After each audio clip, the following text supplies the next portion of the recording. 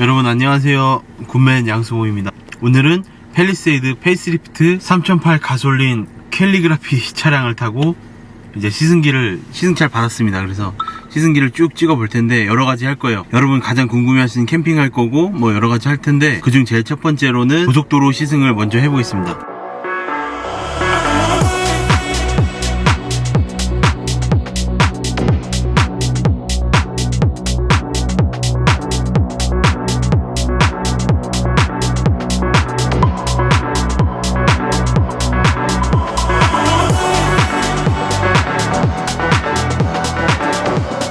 기름이 지금 가득 있는데 그 속초까지 왕복을 할 수 있는지 뭐 그런 것들 고속도로 시승을 통해서 연비 주행을 하지 않고 그냥 제 평소대로의 주행으로 한번 시승을 해서 연비가 얼마 나오는지 그런 것들 알려드릴 텐데요. 현대 내비게이션도 참 좋긴 한데 아무래도 T맵은 아직 안 되다 보니까 T맵 하려면 또 이 유선 연결을 해야 되잖아요. 그래서 저는 근데 그 유선 연결했을 때 그 카플레이도 좀 불편을 하더라고요. 아이패드 미니 6세대 셀룰러 계통에서 이렇게 내비게이션으로 사용을 하고 있습니다. 요거는 이제 내비게이션 거치대고요.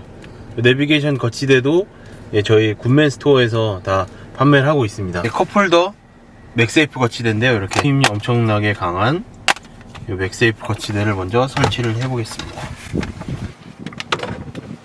컵홀더에 딱 들어가고요. 이렇게 넓혀서 거치를 하는 방식이에요. 이 정도면 될 것 같은데요. 그래서 관절이 지금 이렇게 두 개예요, 두 개. 최고급의 그 재질로 만들어진 관절이 두 개라서 조수석 위주의 세팅을 해도 되는데 저는 조수석 위주의 세팅을 좀 해보겠습니다. 여러분 차량 안에 있는 모든 USB 충전 단자들이 다 C타입으로 바뀌었습니다. 여기도 그렇고 여기도 C타입이잖아. 다 C타입이에요. 다 C타입입니다. 그래서 USB는 A타입은 여기 하나밖에 없어요. 이렇게 충전이 바로바로 됩니다.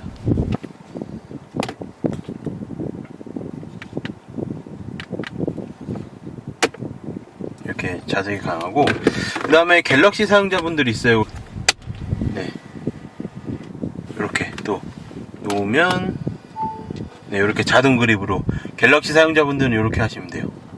컵홀더 거치대는 이렇게 거치하는데 이게 시선이 좀 낮아서 불편하신 분들께서는 굿맨 스토어에서 이제 흡착 거치대도 판매하고 있습니다, 여러분. 사실 여기 우레탄에도 거치가 되는데요. 우레탄에도 흡착이 거치가 됩니다. 강력하게. 근데 여기 나중에 자국이 나기 때문에 그래서 각도는 이렇게 자유자재로 사용할 수가 있습니다. 자, 이렇게 설치를 하고 출발을 해보겠습니다. 여러분 서울 양양 고속도로에 진입을 하였습니다. 연비 세팅도 완료를 했고요. 일단은 차가 상당히 지금 토행량이 많기 때문에 차량이 많아요. 그래서 자율주행 모드로 진입을 해놓고 100km 크루징을 하면서 가보겠습니다. 일단 HUD에 기존보다 표현되는 내용들이 상당히 많아졌고요.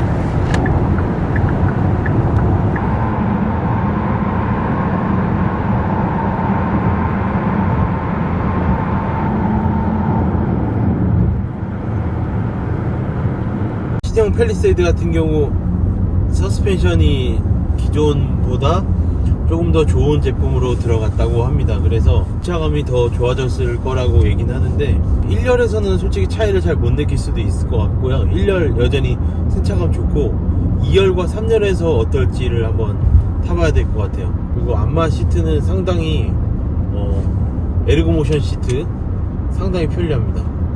그래서 전신, 허리, 골반을 세팅을 해가면서 엉덩이도 왼쪽 들었다 오른쪽 들었다 해가면서 가고 있습니다. 그래서 이런 고속도로 주행, 장거리 주행에서는 좀 피로를 회복하면서 갈 수 있지 않나, 졸음운전에 조금은 도움이 되지 않나. HDA2가 들어갔기 때문에 이제는 그 화살표 방향도 생겼습니다. 그래서 가능한 구간에서는 차선 변경도 가능하고요.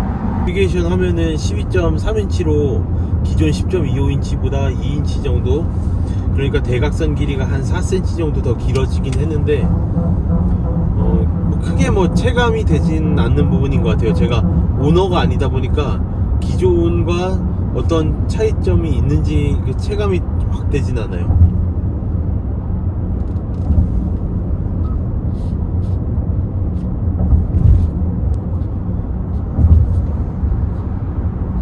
음악 스트리밍 서비스도 있네요.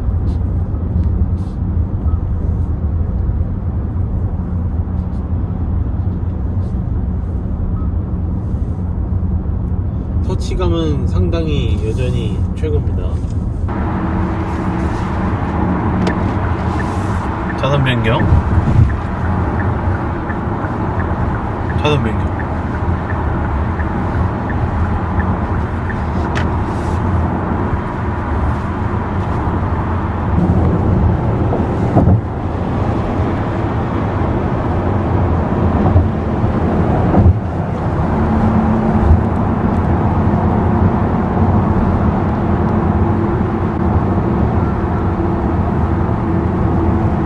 일렬에서는 고속도로에서 주행을 해본 결과 승차감이 상당히 좋습니다. 악셀 밟을 때 차량이 나가는 그런 주행 질감도 상당히 좋고요. 안정적입니다. 고배기량이라서 그런지 한 140km, 150km 정도로 달려도 뭔가 크게 100km인지 140, 150km인지 느껴지지 않을 정도로 상당히 아주 안정적인 그런 주행 질감에 조금 많이 놀랐습니다. 캘리그라피라서 그런지 일반 모델들보다 조금 더 완성도가 조금 더 더해진 느낌이 들어요. 반자율주행도 상당히 잘 되고요. 터널 안에서도 지금 이 터널은 차선 변경이 가능한 터널이거든요. 그래서 차선 변경을 한번 또 해보겠습니다. 차선 변경 합니다. 와. 오, 상당히 박력 있게 합니다. 자, 이번엔 다시 반대로 해볼게요. 오, 와, 차선 변경하고 센터로 또 잡습니다. 와, HDA2 정말 최고.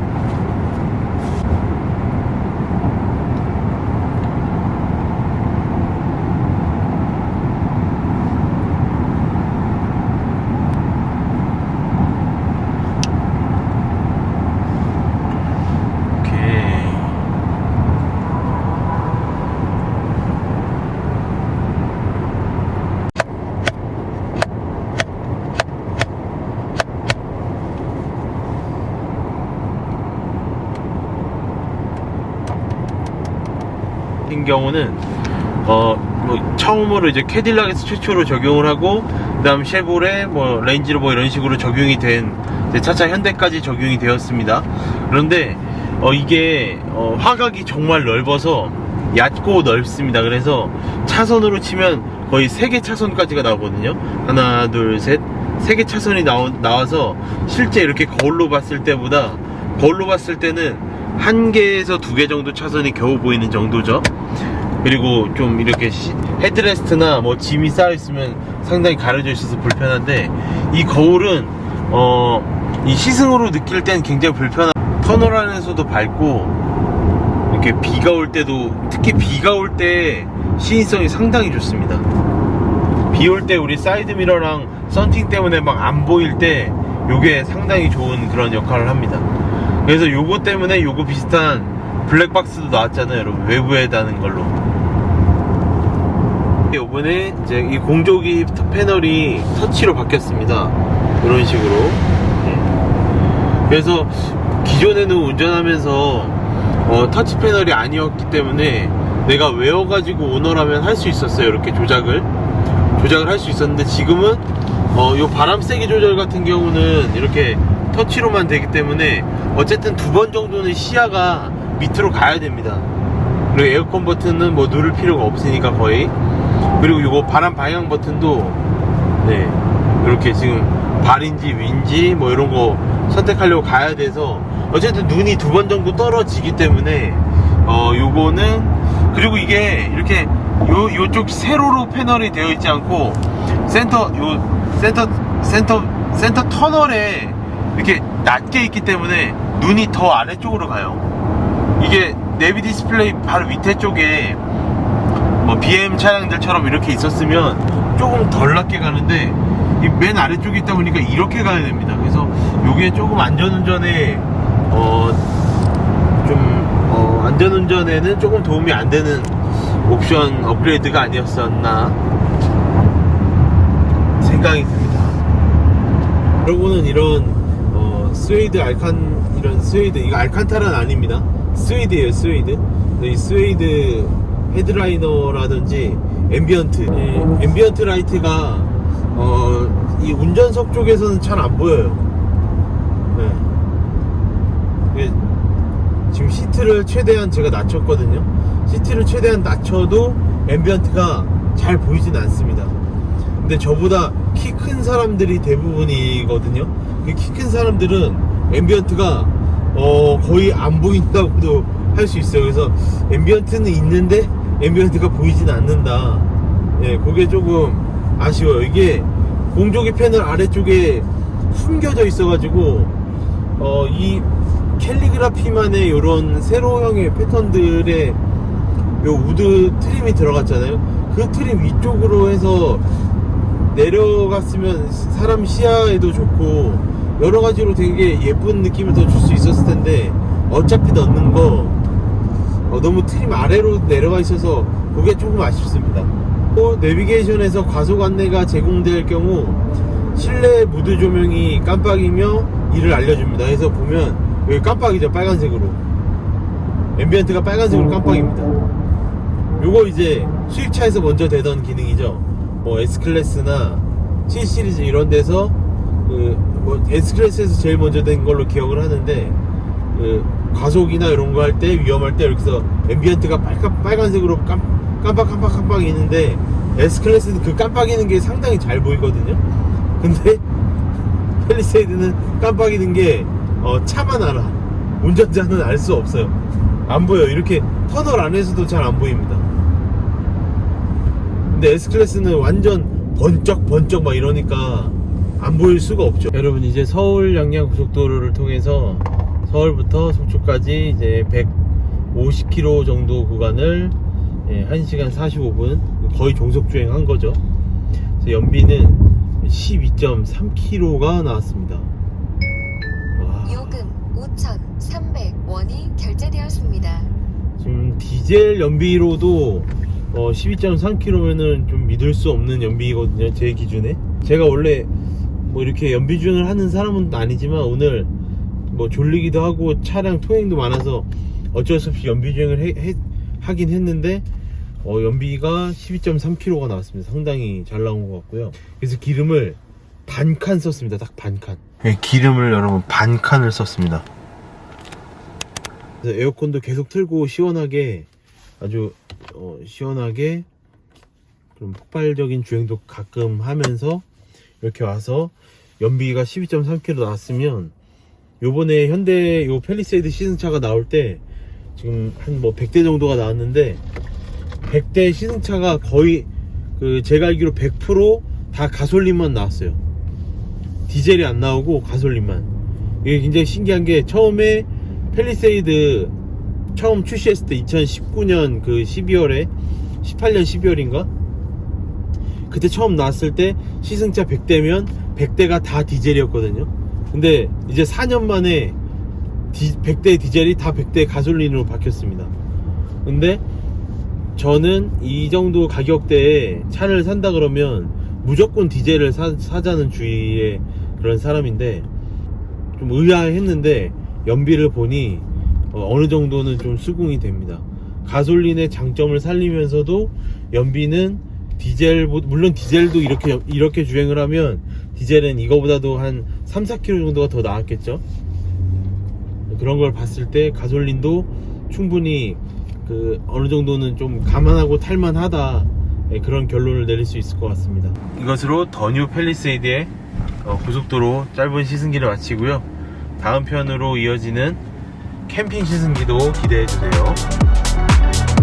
다음 영상에서 만나겠습니다.